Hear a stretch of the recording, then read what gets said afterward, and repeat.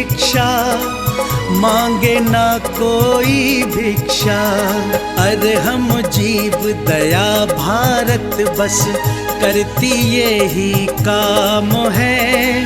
सहभागी बन पुण्य कमा लो, सबसे ये आह्वान है, सबसे ये आह्वान है। गाय धरा पे रहे सुरक्षित, गौशाला है बनवाई। जीव जंतु की भोज व्यवस्था सुंदर रूप से करवाई, सुंदर रूप से करवाई। साधर्मी भूखा ना सोए, रखना सबका ध्यान है। सहभागी बन पुण्य कमा लो, सबसे ये आह्वान है, सबसे ये आह्वान है। साधर्मी रोगी के इलाज को हम मिलके हैं करवाते। जाने कितने असहायों को राशन घर में पहुंचाते, राशन घर में पहुंचाते। लक्ष्य हमारा उन चेहरों पे लानी बस मुस्कान है। सहभागी बन पुण्य कमा लो, सबसे ये आह्वान है, सबसे ये आह्वान है। दान धर्म ही साथ जाएगा, बाकी सब तो धोखा है। पुण्य के भागी बन जाओ, ये बड़ा ही पावन मौका है, बड़ा ही पावन मौका है। जुड़ के जीवन सार्थक कर लो, पावन ये अभियान है। सहभागी बन पुण्य कमा लो, सबसे ये आह्वान है, सबसे ये आह्वान है।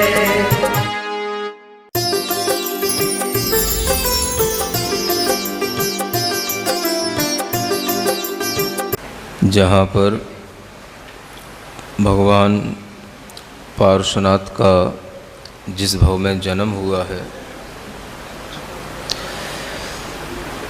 जन्म के समय पर होने वाला जो इंद्र द्वारा किया जाने वाला महोत्सव है, उस महोत्सव का यह विस्तृत वर्णन यहाँ पर दिखाया जा रहा है, बताया जा रहा है।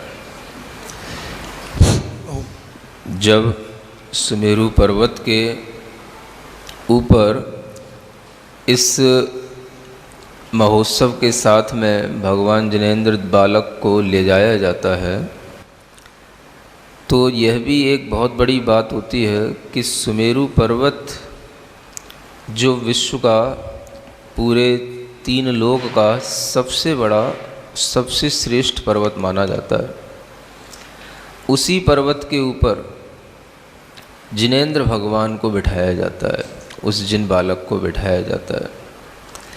इसलिए ये बहुत ही महत्वपूर्ण बात है कि जो 3 लोक में श्रेष्ठ हैं, उनके लिए बचपन से ही वह स्थान दिया जाता है जो 3 जगत में सबसे उत्तुंग, सबसे ऊंचा माना जाता है। ऐसे उस महामेरु के दृश्य को यहाँ पर बताया जाना है। महामेरु के मस्तक भाग, पांडुक वन बहुधर सुहाग। जो जन सहस जासु विस्तार, सुर चारण खग करे विहार। चहुँ दिस 4 जिनालय जहाँ, सघन सास ते तरुवर जहाँ। मध्य चूलिका मुकुट शरीर, सो उत्तुंग जो जन 40। 12 जो जन जड़ विस्तार, 8 मध्य और ऊपर 4। जाके ऊपर रजत विमान, रोमांतर नर क्षेत्र प्रमाण। तिस ईशान दिशा शुभ थान, मणिमय शिला सासती जान। पांडुक नाम फटिक उनहार, आकृति अर्ध चंद्रमाकार। देखो कहा जा रहा है जो महामेरु पर्वत है उसमें सबसे ऊपर एक पांडुक वन है, और वह पांडुक वन जिसका कि 1000 योजन विस्तार है, जहाँ पर हमेशा देव लोग, चारण, रिद्धिधारी मनुष्य और अनेक विद्याधर मनुष्य विहार करते हैं, जिसकी चारों दिशाओं में 4 जिनालय हैं। बहुत ही सघन शाश्वत वन जहाँ पर हैं, उस पर्वत की मध्य चूलिका के मुकुट पर सबसे ऊपर एक 40 योजन की चूलिका बनी हुई है। उसी पांडुक वन के ऊपर 12 योजन उसका जड़ में विस्तार है, 8 योजन मध्य में और ऊपर 4 योजन विस्तार के साथ में वह चूलिका बनी हुई है, मानो शिखर बना हुआ है। उसके ऊपर जो है रजत का विमान है, और उस चूलिका के ऊपर एक बाल मात्र के अंतर से स्वर्गलोक प्रारंभ हो जाता है। जो सुमेरु पर्वत की चूलिका है उस पर, उसके ऊपर से बस एक बाल मात्र के अंतर से स्वर्ग का विमान शुरू हो जाता है, जो ऋजु विमान कहलाता है। उस पर जो पांडुक वन है, उस पांडुक वन के ऊपरी भाग पर जहाँ पर यह पांडुक शिला होती है, वह पांडुक शिला ईशान दिशा में होती है, और वह मणिमय होती है, शाश्वत बनी रहने वाली शिला होती है, और वह स्फटिक की बनी हुई होती है, अर्ध चंद्रमा के आकार की होती है। 100 योजन उसका आयाम होता है, और उसी के आधे है ना वह विस्तार वाली होती है, और 8 योजन ऊंची होती है। ऐसे उस शिला के ऊपर आगे बताया जा रहा है, शुर विद्याधर पूजत नित्य भरत खंड जिन नौन पवित, तहाँ हेम सिंहासन सार, रत्न जड़ित सो वलयाकार, धनुष 500 उन्नत जोय, भूमि भाग विस्तीर्ण सोय, ऊपर जास अर्थ विस्तार, जाके तेल मिट तिशही पर पद्मासन साज, पूरब मुख था पे जिन राज, इस अवसर सोई इम ईस, मानो मेघ रतन गिरिशीस, पूजा कल ध्वजा कलश दर्पण भंगार, चमर छत्र सुप्रतिष्ठिक तार, मंगल दर्व मनोहर जहाँ, धरे अनादि निधन ये तहाँ, आसन दोय उभय दिश ओर, जुगल इंद्र ठाड़े तिहि ठोर, चारों दिश चारों दिगपाल, यथा जोग जिन मज्जन काल, सची सुरेंद्र अप्सरा थोक, सब ठाड़े पांडुक वन रोक, चौविद देव खड़े चहुपास, जन्म नौन देखन हुल्लास, कियो महामंडप हरि तहाँ, 3 लोक जन निवसे जहाँ, कल्प कुसुम माला मनहार, लटके मधुप करें मंझार, सुरवादित्र बजे बहुभाय, सुरभि सुगंध रही महकाय, मंगल मिल गावे सब सची, नाचे सुरवनता रस रची, तब मज्जन प्रारंभ विशेष, उद्यम कियो प्रथम अमरेश। यह जो पांडुक शिला है, उस पांडुक शिला पर जहाँ पर जिनेंद्र भगवान उस बालक को विराजमान करना होता है, वह पद्मासन में जिन बालक का मुख पूर्व दिशा की ओर करके वह सौधर्म इंद्र उस बालक को विराजमान करता है। और इस अवसर पर वहाँ की शोभा जैसे कि रतनगिरी के पर्वत पर जैसे मेघ चारों ओर छा रहे हों, ऐसी शोभा बनती है। क्यों बनती है? क्योंकि भगवान के शरीर का जो रंग है वो आप नीले रंग का समझना। कहीं कहीं हरा रंग भी बताया जाता है। ये हरा, नीला और काला, ये रंग तीनों थोड़े से एक जैसे ही कम ज़्यादा रूप में कहने में आते हैं। तो बहुत जगह पर पार्श्वनाथ भगवान का जो वर्णन है वो नील रंग के साथ भी किया गया है ना। और कई शास्त्रों में उनका जो वर्णन है वो हरे रंग में भी बताया गया है। तो आप जिसे हरा रंग सोच रहे हो वह हरा नीलिमा को लिए भी हो सकता है, क्योंकि हरे रंग में अगर ज़्यादा थोड़ा सा गहरापन आ जाए तो नीला सा भी लगने लग जाता है। कभी आप देखना वृक्ष के हरे पत्ते जो अगर ज़्यादा गहरा जाते हैं तो उनमें नीला नीलापन भी आ जाता है, हल्का कालापन भी आ जाता है। तो वो कुछ ऐसा ही है।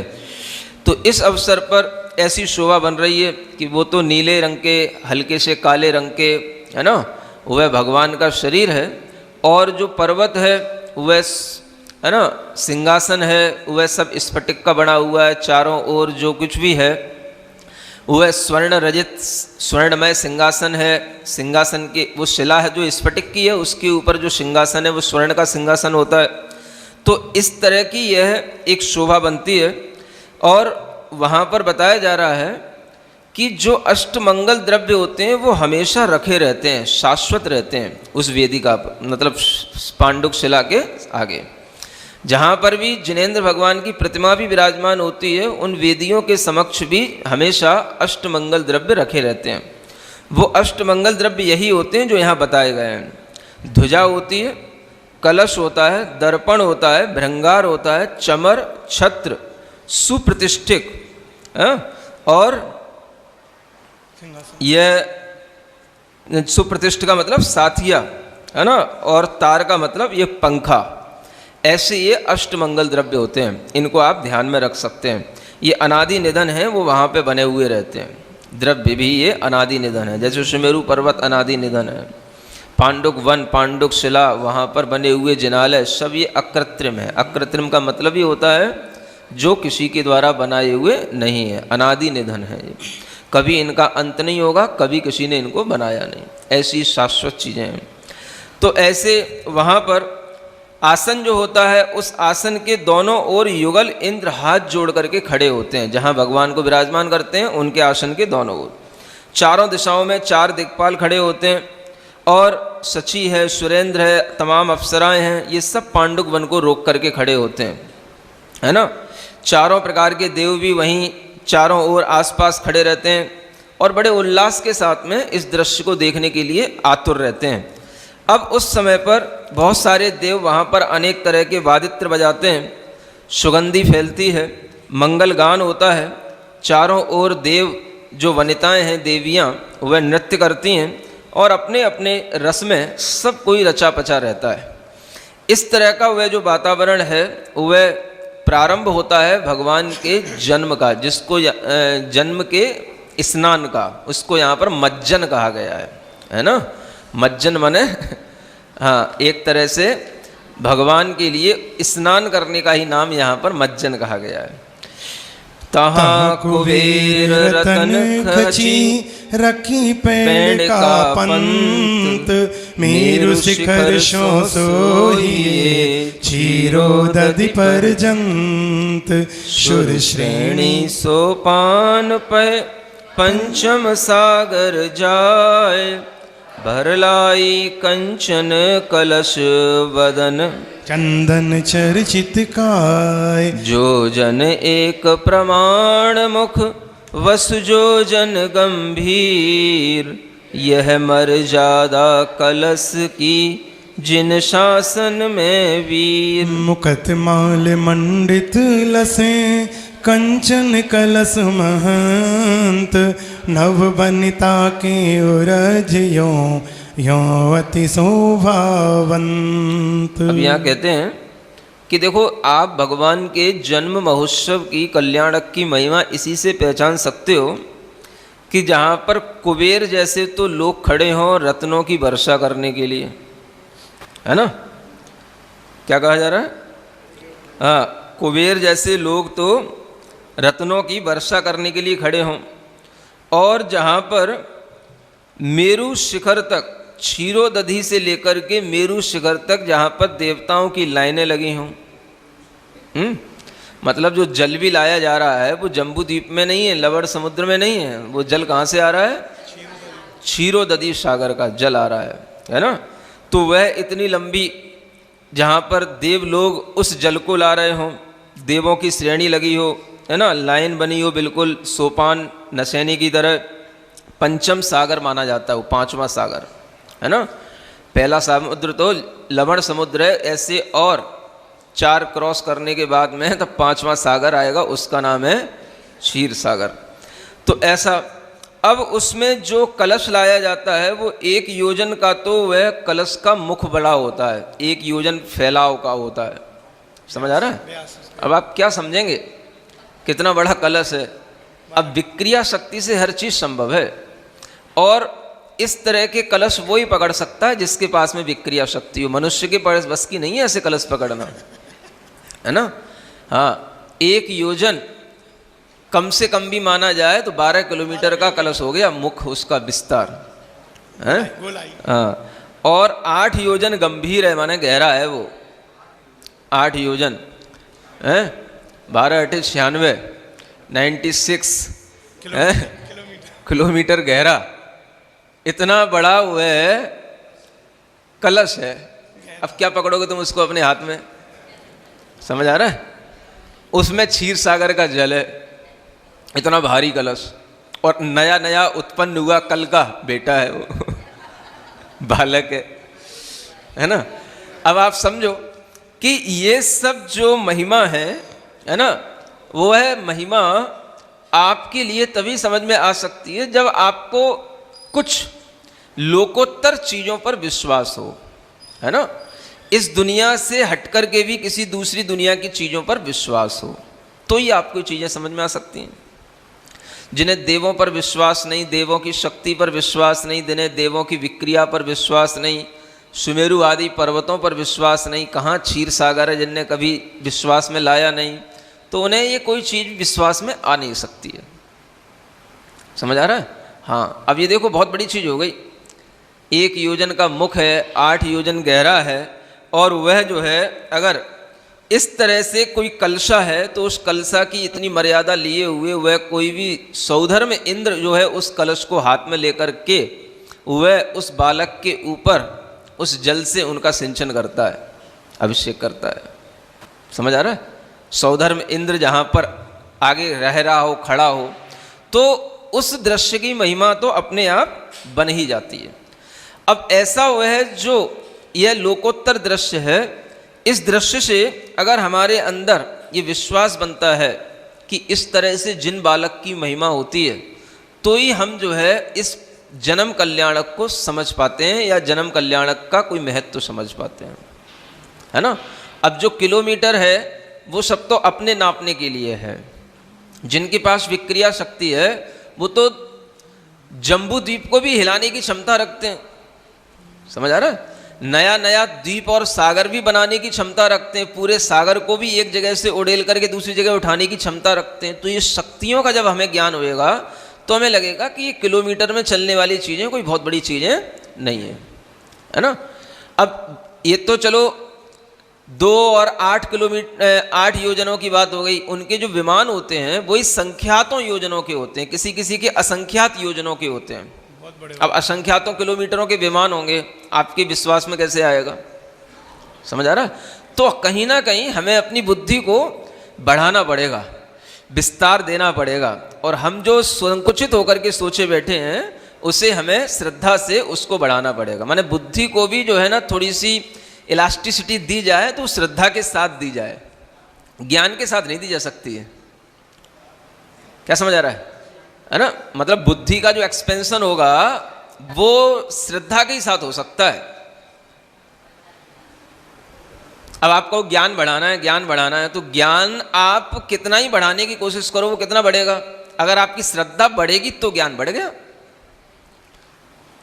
अब आपने मान लो इतना ज्ञान बढ़ा लिया कि हाँ 1 योजन का विस्तार वाला, व्यास वाला और 8 योजन गहराई वाला कलश होता है, तो आपका ज्ञान बढ़ गया कि नहीं बढ़ गया?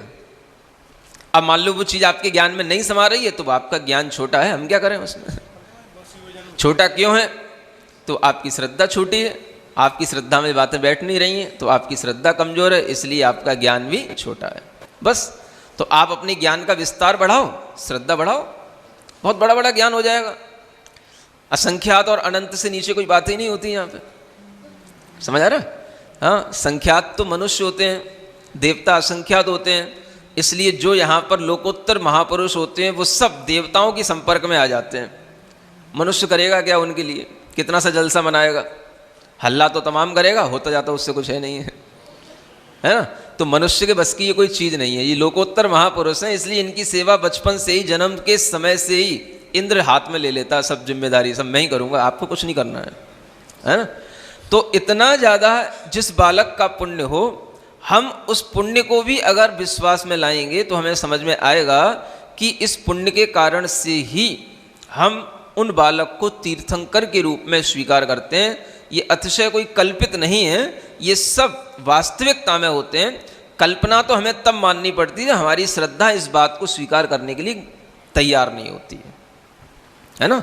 तो जिनकी श्रद्धा तैयार नहीं है वो कल्पना में माने, लेकिन आप लोग यदि जिनेंद्र भगवान को मानते हो और भगवान की जय बोलते हो तो आपको अपनी श्रद्धा तो कहीं ना कहीं बढ़ानी पड़ेगी, समझ आ रहा है? अब वो चाहे साइंस से प्रूव्ड हो या ना हो, आपको अपने दिमाग में प्रूव कर लेना पड़ेगा, बाद में साइंस करती रहे, समझ आ रहा है? तरीका तो यही है, नहीं तो आप दुनिया से चले जाओगे और साइंस कहीं 50 साल बाद इस बात को कोई प्रूफ करे तो आपका क्या होगा? आपका तो जीवन खराब हो गया, चला गया। अगर आज की साइंस के पीछे आप पड़े रहे और साइंस ने ये बात 50 साल बाद मान लो स्वीकार की कि भाई हाँ कि कोई अनदर प्लानेट है ऐसा जहाँ पर कि ऐसे बड़े बड़े बर्तन होते हैं, किलोमीटरों तक के बर्तनों को लोग हाथ में ले सकते हैं, ऐसी भी कोई डिवाइन पावर होती है। जब साइंस इस बात को एक्सेप्ट करने लग जाए तब तक तो आप मर के चलेगा यहाँ से, तब तक तो कई पीढ़ियाँ निकल जाएंगी। तो आप तो बिना विश्वास के चलेगा यहाँ से, आपका तो जीवन खराब हो गया ना। अगर आप साइंस के पीछे पड़े हो तो साइंस तो कोई कंप्लीट चीज़ तो है ही नहीं, वो तो सर्च रिसर्च है, समझ आ रहा है? और रिसर्च का मतलब ही होता है जो सर्च हो चुकी है उसी को रिसर्च करना, समझ आ रहा है? तो ये रिसर्च नहीं है, ये सर्च है। और साइंस रिसर्च करती है, जो है उसी को ही, समझ आ रहा है, रिसर्च करके आपके सामने ला देती है, तो उसका नाम आ जाता है न्यू इन्वेंशन। हाँ, नया इन्वेंट हो गया, बस। तो ये सब रिसर्च चलते हैं, सर्च तो हो चुका है सब पहले जिनके ज्ञान में, केवल ज्ञान में आ चुका है, जिन ऋषियों मुनियों ने जो किताबों में बता रखा है वो सब सर्च कर रख चुके हैं, वो सब सर्च हो चुका है। अब आप रिसर्च करते रहो। आपको अगर साइंस पर विश्वास है तो आप साइंस जब रिसर्च करेगी तब विश्वास कर लेना, हमने तो कर लिया है, आप अपनी जानो। ठीक है ना?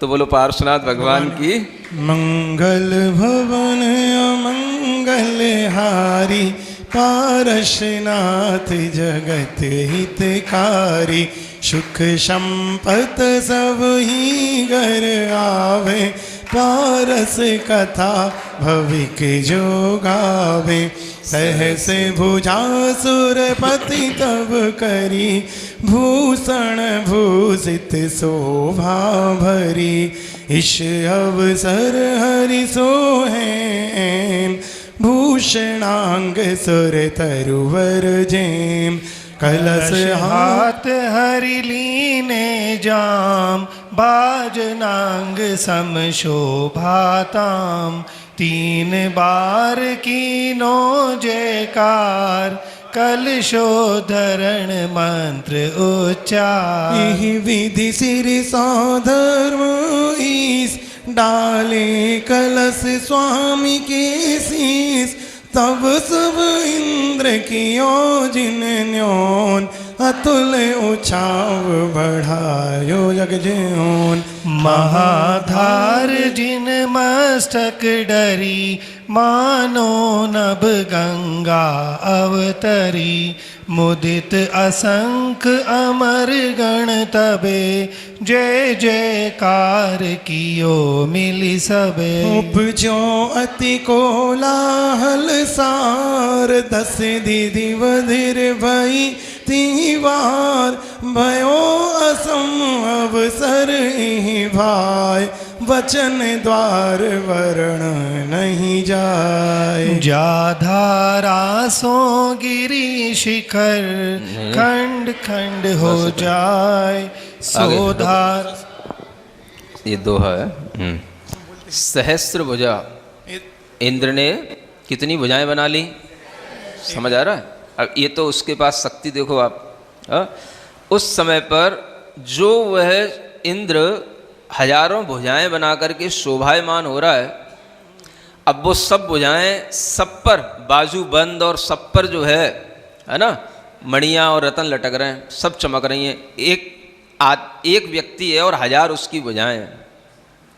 ऐसे समझो जैसे कल्प वृक्ष शोभा को प्राप्त हो रहा है, हजारों जिसकी शाखाएं जिसकी लटक रही हैं, है ना।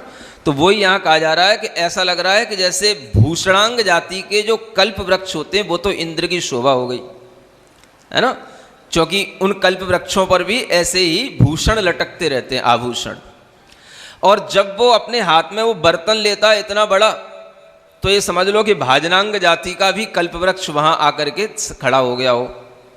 ऐसे कल्प वृक्षों की तो शोभा इंद्र के लिए हो रही है। और ऐसे उस कलश को हाथ में लेकर के जब वह जय जयकार करता है, कलश को मंत्र के साथ उच्चरित करके भगवान जिन बालक के ऊपर ढोरता है, तो उस समय पर इंद्र जब न्यवन करता है तो उसका जो आनंद बढ़ता है, वो आनंद जो है कहने का विषय नहीं है। अब समझो असंख्य देव देवतियां खड़े हैं, लेकिन कलश जो सबसे पहले ढारने का काम है वो करेगा सौधर्म इंद्र। समझ में आ रहा है? हाँ, सब उसके पीछे हैं। ईशान इंद्र, शानत कुमार, उसके बाद नंबर लगेगा इनका। पहले कौन करेगा? सौधर्म इंद्र। समझ आ रहा है? देवियों का तो इसमें कहीं नाम ही नहीं है। नहीं, सच्ची साथ में तो है, कलश करने को नहीं है कहीं भी। इस जन्माभिषेक नहीं करती, जन्म के बाद में उसका श्रृंगार करती है। अभिषेक करने को है ही नहीं इसमें कहीं। समझ आ रहा है?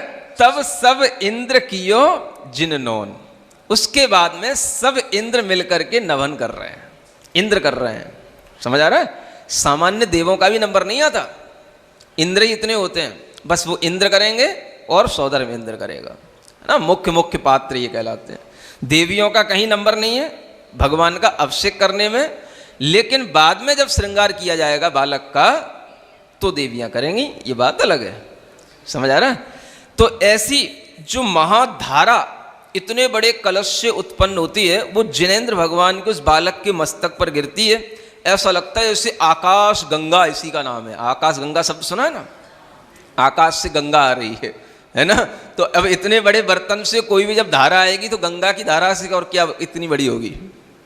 हाँ, 12 किलोमीटर का अगर बर्तन है, उसका मुख का व्यास है, तो उससे जब धारा गिरेगी तो कितने किलोमीटर की धारा होगी वो?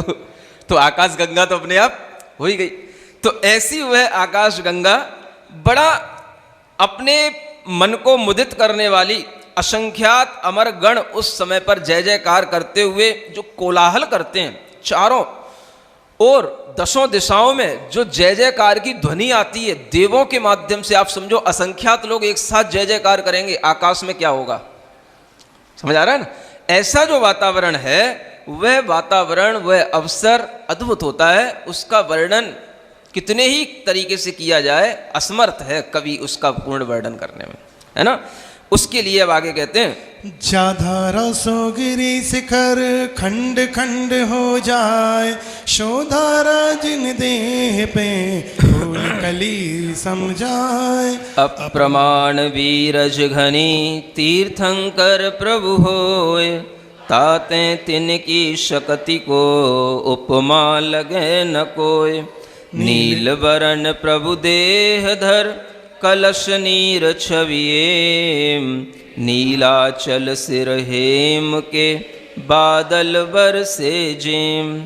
चली नौन के नीर को उछल छटा नवमाई, स्वामी संग अगबिन भई क्यों नहीं उरध जाई। नौन छटा तिरछी भई तिन यह उपमा धार, दिगवनता मुख सोहिए करण फूल उनहार। ये तो वहाँ की प्राकृतिक छटाओं का वर्णन किया जा रहा है। जिन तन परश पवित्र भई सकल जग शुचिकरण, सोधारा मम नित्य पाप हरो पावन करो। है ना, यह जो धारा है इसी को वह गंधोदक के रूप में माना जाता है। और उस समय पर भी यह जो धारा है इतनी पवित्र होती है कि सभी सम्यक दृष्टि जीव भी ये भावना करते हैं कि ये धारा मुझे मिले, मैं भी इससे अपना चित्त को पवित्र करूं।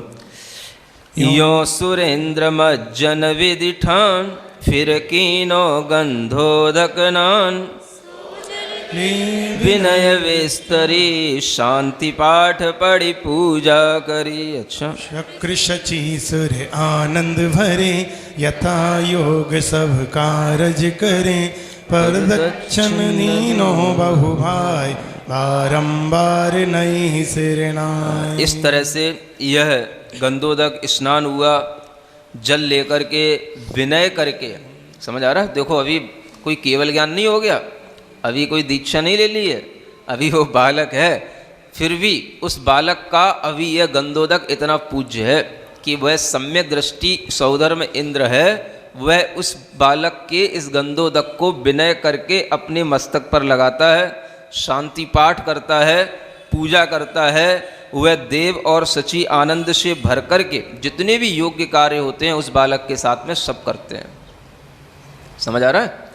आज के सम्यक दृष्टियों की तो बात ही मत कहो। हाँ, उन्हें तो जिन प्रतिमा का भी इस मतलब अभिषेक करना ऐसा लगता है कि जैसे भगवान की धूल हटा रहे हैं, है ना। भगवान की धूल हटाने के लिए मानो भगवान के ऊपर अभिषेक करना जरूरी होता है, ऐसा मानते हैं लोग, है ना। जबकि वह जिन प्रतिमा में तो पंच कल्याणक हो चुके हैं, है? उसमें तप कल्याणक, ज्ञान कल्याणक सबकी प्रतिष्ठा हो चुकी है, तो वो तो अत्यंत पूज्य है ही।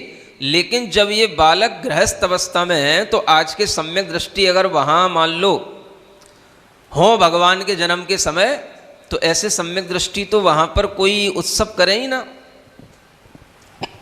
क्या समझ आ रहा है? जो आज के तथाकथित पढ़े लिखे अध्यात्म को मानने वाले, कुछ सम्यक दृष्टि अपने आप को घोषित करने वाले लोग हैं, अगर ये सब लोग वहाँ हों तो ये तो कोई भगवान की ना जयकार करें, ना कोई उस गंधोदक को गंधोदक समझें, ना कोई उस जल को अपने सिर पे लगाएं। ये क्या करेंगे? ये तो अपने ज्ञान के ही मद में इतने चूर हैं कि इन्हें कुछ समझ ही में नहीं आने का, क्योंकि ये तो हर चीज़ बुद्धि से ही तोलेंगे। समझ आ रहा है? तो ऐसे लोग वहाँ होते ही नहीं हैं। ये मूर्खताएं तो अब होने लगी हैं, पंचम काल आ गया है इसलिए। जब चतुर्थ काल रहता है, जब तीर्थंकरों का जन्म होता है ना, तो ऐसे मूर्खों को तो अलग खड़ा कर दिया जाता है, इनका कोई काम नहीं होता है ना। वहाँ तो जो सही शुद्ध सम्यक दृष्टि होते हैं, जो भगवान की भक्ति रखने वाले होते हैं, जिन्हें लालच होता है कि हमें ऐसे जिनका गंधोदक मिल जाए, वे गृहस्थ वहाँ पर आनंद लेते हैं, है ना। तो ऐसा समझो कि आजकल जो हम अति कर रहे हैं, ज्ञान ज्ञान ज्ञान करके, और ये सब अपनी श्रद्धा को मिटाते चले जा रहे हैं, यहाँ तक कि भगवान के जिन प्रतिमाओं का भी अभिषेक और है ना उत्सव करना या स्नान कराना, ये भी जो है उन्हें गलत सा दिखता है। उन लोगों को अपनी बुद्धि थोड़ी सी सुधारनी चाहिए, है ना। और आप लोग भी उनको प्रेरित किया करो कि अपनी बुद्धि को साफ करें। भगवान की प्रतिमा साफ करने की जरूरत नहीं है, अपनी बुद्धि साफ करें, है ना। भगवान तो जन्म से ही स्वच्छ होते हैं, साफ होते हैं, उनके शरीर पर कभी धूली नहीं लगती है। इसलिए उनके शरीर पर पानी इसलिए नहीं डाला जाता कि उनको हम धूली साफ करें, है ना। जिनका मन ऐसा है, उनके मन में कभी भी जिन प्रतिमा का कोई महत्व हो ही नहीं सकता, और कभी उनको सम्यक दर्शन हो ही नहीं सकता है ना। बात थोड़ा सा तीखी लग सकती है, लेकिन थोड़ी सी जब तक चुभे नहीं तो मिथ्या तो टूटता नहीं है ना। इसलिए थोड़ा सा चुभना भी चाहिए। सौधर्मपति अभिषेक कारक नौन पीठ सुदर्शनो, गंधर्व गायक निरत कारक अपशरातन जन संसनो, पंचम पयो निधि नौन कुंड असंख सुर सेवक जहाँ, सिस जन्मक मंगल की बड़ाई कहन समरथ बुध कहाँ। देखो ये इन 4 लाइनों में बहुत सारभूत बात लिखी हुई है। सौधर्म इंद्र जहाँ अभिषेक करने वाला हो, सुदर्शन मेरु जहाँ पर नवन की पीठ बन गई हो, है ना, उनका आसन बन गया हो, गंधर्व जहाँ के गायक हों, नृत्य करने वाली जहाँ अप्सराएं हों, पंचम जो समुद्र है उसका नौन कुंड बन गया हो और असंख्यात सुर जहाँ सेवक बन गए हों, ऐसे उस जन्म मंगल की बढ़ाई करने की या उसकी बात करने के लिए सामर्थ्य किसकी है? समझ आ रहा है? इतनी बड़ी बड़ी चीज़ें जहाँ पर लगी हुई हैं, वहाँ अगर हम मनुष्यों को ये बातें समझ में नहीं आती हैं तो इसका मतलब है हमारी बुद्धि में अभी कुछ भी श्रद्धा पैदा नहीं हुई जैन भगवान के प्रति। समझ आ रहा है ना? केवल ज्ञान तो बहुत बड़ी चीज़ है, मोक्ष तो बहुत बड़ी चीज़ है, अभी तो भगवान के जन्म कल्याणक की श्रद्धा बना के चलो, है ना? अगर ये श्रद्धा बनेगी तभी हमें आगे की कोई बातें समझ में आएंगी। तो हम अपनी श्रद्धा को भी बढ़ाते जाएं इस अवसरों पर, इस वर्णन को सुन करके, ये मुख्य बात है ना?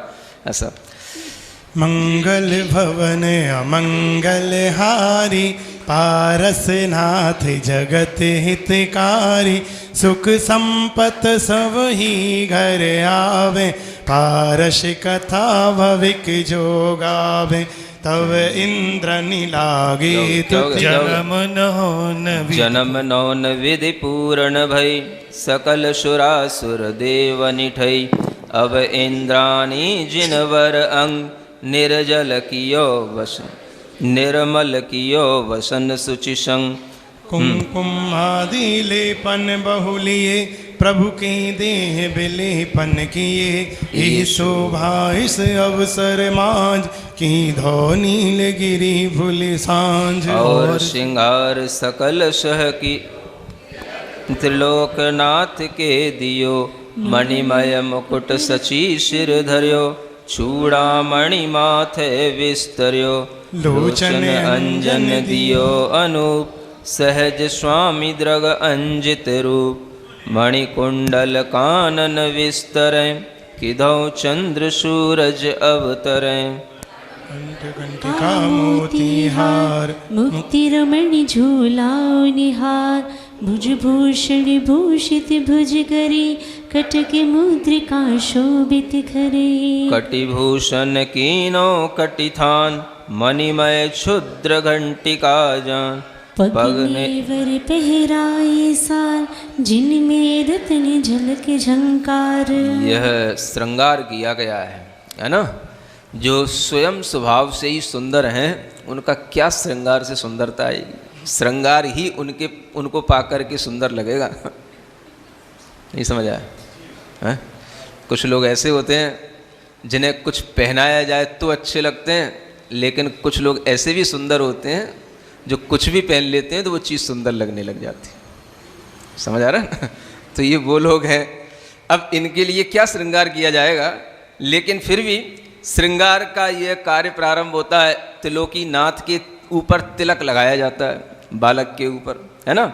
मणिमय मुकुट सची उनके सिर पर लगा देती है, मणियों से युक्त मुकुट, चूड़ामणि उस पर लगा हुआ होता है, उनकी आँखों में अंजन लगा देती है ना? मणियों की कुंडल उनके कानों में पहना देती है, और ऐसा लगता है जैसे चंद्र और सूर्यमा की किरणों के समान वह चंद्रमंडली अवतरित हो गया हो।